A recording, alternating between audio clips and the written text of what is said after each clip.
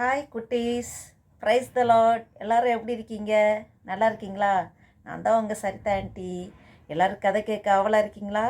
கதை கேட்கறதுக்கு முன்னாடி ஒரு ஜெபம் பண்ணுவோம், சரியா? அல்லேலூயா. ஸ்தோத்திரம் ஆண்டவரே, நன்றி தகப்பனே, நன்றியோடு துதிக்கிறோம், ஸ்தோத்திரிக்கிறோம் ஆண்டவரே. அப்பா வேலைக்கூட ஆண்டவரே, அப்பா பிள்ளைகளுக்கு ஆண்டவரே, அப்பா ஸ்தோத்திர கத்தவே, இந்த கதையின் மூலமாக நீங்கள் அவங்க உள்ளத்தில் நீங்கள் பேசுகிறதுக்காக ஸ்தோத்திரம் ஆண்டவரே. பிள்ளைகள் ஆண்டவரே, அதன்படி ஆண்டவரே, அப்பா அவங்க வாழ்க்கையில் அதுபடி நடக்க நீர் கிருபை செய்வதற்காக ஸ்தோத்திரம் ஆண்டவர். ஆசீர்வதிங்க, பலப்படுத்துங்க. இயேசு கிறிஸ்து நாமத்தினால் ஜெபிக்கிறோம் ஜீவ நல்ல பிதாவே. ஆமேன், ஆமேன். ஓகே சில்ட்ரன், ஓகே, இப்போ ஒரு ஸ்டோரிக்குள்ளே போகலாமா? ஓகே. ஒரு பயங்கர ஒரு காடு, பச்சை பசேன்னு மரங்கள்லாம் நிறைஞ்சிருக்கு.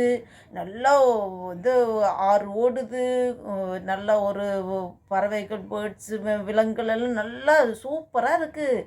நல்ல ஒரு காட்டில் ஒரு புறா ஃபேமிலி சந்தோஷமாக இருக்காங்க. அவங்க எங்கே போனாலும் ஒன்றா போவாங்க, எங்கே போனாலும் ஒன்றா வருவாங்க. அவங்க ரொம்ப ஹாப்பியாக இருக்காங்க. அவங்க ஒரு மரத்தில் கூடு கட்டி அவங்க வாழ்ந்துட்டு இருந்தாங்க.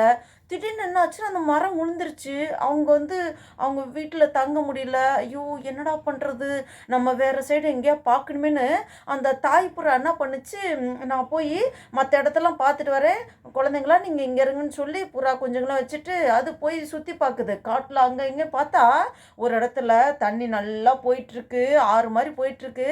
அந்த பக்கத்துலேயே பெரிய மரம் ஒன்று இருக்குது, ஒரு சின்ன மரமும் இருக்குது. அதை பார்த்தது பயங்கர சந்தோஷம். ஆஹா, மரம் இருக்குது, இதில் நம்ம கூடு கட்டி இருந்தால் சந்தோஷமாக இருப்போம், பக்கத்துலேயே தண்ணி போகுது, எல்லாம் நமக்கு சாப்பிட்றதுக்கெல்லாம் ஆகாரம்லாம் இங்கே கிடைக்குது, ரொம்ப சந்தோஷமாக இருக்குன்னு சொல்லி நல்லா இருக்குன்னு சொல்லிட்டு அந்த பெரிய மரத்துட்ட போய் பேச போகுது புறா. மரமே, இன்னைக்கு நாங்கள் உன்னோட மரத்தில் நான் தங்குறதுக்கு நீ எனக்கு இடம் கொடுப்பியா அப்படின்னு சொல்லி கேட்கும்போது, அதெல்லாம் ஒன்றும் முடியாது, போ, உனக்கெல்லாம் நான் தர முடியாது அப்படின்னு சொல்லிடுச்சு. உடனே இந்த புறா கெஞ்சி கேட்குது, தாய்ப்புறா, நான் இது ப்ளீஸ் நான் அந்த காடு ஃபுல்லாக சுற்றிட்டேன், எங்கேயுமே இடம் கிடைக்கல, உங்கள் வீட்டில் மரத்தில் நான் இன்னைக்கு ஒரு நாள் மட்டும் தங்கிக்கிறேன், நாளைக்கு வேறு எங்கேயாவது நான் பார்த்துக்கிறேன், ப்ளீஸ் என்னோட குழந்தைங்களாம் இருக்குது, நாங்கள்லாம் குடும்பமாக நாங்கள் இருக்கிறதுக்கு கெஞ்சி கேட்குறேன், ப்ளீஸ் எனக்கு மறுத்து சொல்லாதீங்க அப்படின்னு கேட்டாலாம், சே போ, உன்னை தான் நான் வேணான்னு சொல்கிறேன்ல, நீ என்கிட்டலாம் கேட்காத அப்படின்னு அந்த பெரிய மரம் சொல்லிடுச்சு. உடனே இதுக்கு கவலையாகி பக்கத்தில் ஒரு சின்ன மரம் இருக்குது. இப்படியே யோசிச்சுக்கிட்டே அந்த மரத்துட்டு இப்படியே நின்று யோசிச்சுட்டே இருக்குது. அந்த சின்ன மரம், ஹாய் ஃப்ரெண்ட்ஸ், நீ என்ன யோசிச்சுட்ருக்க, என்ன வேணும் உனக்கு, என்கிட்ட கேளு, சொல்லுப்பா அப்படின்னு சொல்லி கேட்கும்போது, இல்லை நான் அந்த பெரிய மரத்துட்டு தங்குறதுக்கு இடம் கேட்டேன், அதுவே தரல, நீ என்ன சின்ன மரமாக இருக்க, உனக்கு எப்படி கிடைக்கும், எப்படி தங்க முடியும் அப்படின்னு யோசிக்கிறேன்னொன்னே, அதெல்லாம் பரவாயில்ல ஃப்ரெண்ட், நோ ப்ராப்ளம், நீ தாராளமாக தங்கிக்க, நீ எவ்வளோ நாள் வேணும் நீங்கள் தங்கிக்க, பிரச்சனையே கிடையாது அப்படின்னு சொல்லி இந்த சின்ன மரம் சொன்னதும் அந்த தாய்ப்புறாவுக்கு பயங்கர ஹாப்பி ஆயிடுச்சு. நீ உன் ஃப்ரெண்ட்ஸு, உங்கள் ஃபேமிலி எல்லோரும் கூட்டிகிட்டு வா, நீ எவ்வளோ நாள் இங்கே இருக்கணுமோ நீ இரு அப்படின்னு சொல்லி சொன்னதும் அது பயங்கர சந்தோஷமாயிருச்சு. உடனே சரின்னு புறா குஞ்சுங்கெல்லாம் கூட்டிகிட்டு அங்கே நைட்டு அங்கே ஸ்டே பண்ணுது. நைட்டு தங்கியிருக்கும்போது பார்த்தா பயங்கரமாக மழை பெய்யுது, இடிக்குது, பயங்கர மின்னல்லாம் இதாகுது. அது தன் குழந்தைங்களாம் அதை ரெக்கையில் அப்படியே மறைச்சு புதிஞ்சு வச்சுச்சு. ஏன்னா குழந்தைங்கள புறா குஞ்சுல தாய்ப்புறா அப்படியே ரொம்ப அதுக்கெல்லாம் அப்படியே ரெக்கையில் அப்படியே மறைச்சு அதோட செட்டைகளில் அப்படியே அணைச்சி பிடிச்சிச்சு. உடனே நைட்டு ஃபுல்லாக அப்படியே போயிடுச்சு. காலையில் எழுந்திரிச்சு அதுங்களுக்கு இற தேடி கொடுக்கணும்ல, சரின்னு சொல்லிட்டு வெளியில் இறங்கி பார்த்தா என்னமாச்சு? உங்களுக்கு எதாவது தெரியுதா? ஏதாவது தோணுதா? என்னமாச்சு? அந்த பெரிய மரம் இடம் கொடுக்கல, அந்த மரம் அப்படியே சாஞ்சு கிடக்கு. அச்சச்சோ, இந்த தாய்ப்புறாக்கு பார்த்ததுமே என்னது இப்படி சாஞ்சிருக்கு, நம்ம இந்த மரத்தில் நல்ல வேலை இல்லை, நம்ம இருந்திருந்தா நம்மளாம் செத்து போயிருப்போமே அப்படின்னு சொல்லிட்டு ஒரு நிமிஷம் நினச்சாலும், இந்த மரம் நமக்கு இடம் கொடுக்கல, போய் அதை கிண்டல் பண்ணிட்டு வருவோம் அப்படின்னு சொல்லிட்டு கிட்ட போய், மரமே என்ன நீ இடம் கொடுக்கல, இப்போ நிலமே பார்த்தியா அப்படின்னு சொல்லிட்டு அது கிண்டல் பண்ணுச்சு. அதுவே குத்தீரும் கொலையுமா உயிர் போகிறதுக்கு இருக்குது, அப்படியே சாஞ்சு போய் கிடக்கு. அது சொன்னுச்சு, எனக்கு தெரியும். நான் ரொம்ப நாள் உயிர் வாழ்ந்துட்டேன். நான் என்னோட ஆயுசு எப்போ வேணா முடியலாம். எனக்கு தெரியும் இன்னைக்கு நைட்டு மழை வரும்னு எனக்கு நேத்தே தெரியும். நீ கேட்டபோது, நீ இப்போ தான் புதுசா குடும்பமா தங்குறதுக்கு நீ கேட்குற. நான் அப்புறம் இடம் குடுத்தேன்னா, என்னோட நிலைமை எனக்கு தெரியும். அதனால தான் நீ சந்தோஷமா இருக்கட்டும். நீ எங்க வேணா சந்தோஷமா இருக்கட்டும்னு சொல்லி தான் நான் உன்ன நானு முடியாது அப்படின்னு சொல்லிட்டேன். நீ இப்போ பக்கத்துல அந்த மரத்துல இருந்தனால தானே நீ இப்போ உயிரோட இருக்க. நீ சந்தோஷமா இருந்தா போதும் அப்படின்னு சொன்னபோது, இந்த தாய்ப்புறாக்கு ஐயையோ! தெரியாம இத நம்ம கிண்டல் பண்ணிட்டோமே! அது நமக்கு நல்லது தானே பண்ணியிருக்குன்னு சொல்லி, "சாரிப்பா, என்ன மன்னிச்சிரு" அப்படின்னு சொல்லி அது மன்னிப்பு கேட்டுச்சு. என்ன குழந்தைங்களா, நீங்க இதுலேருந்து நம்ம என்ன தெரிஞ்சுக்கிறோம்?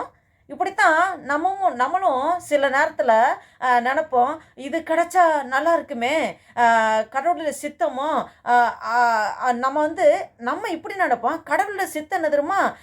அவரோட நினப்பு அப்படி கிடையாது. அவர் வேற மாதிரி நினைப்பார். என்னன்னா, அவரோட சித்தம், அவரோட காலம் நேரம் வரும்போது தான் அது அப்போ நிறைவேறும். அப்போ நினைப்போம், ஆமாம் ஆமாம், இது நல்லதாக தான் முடிஞ்சிருக்கு.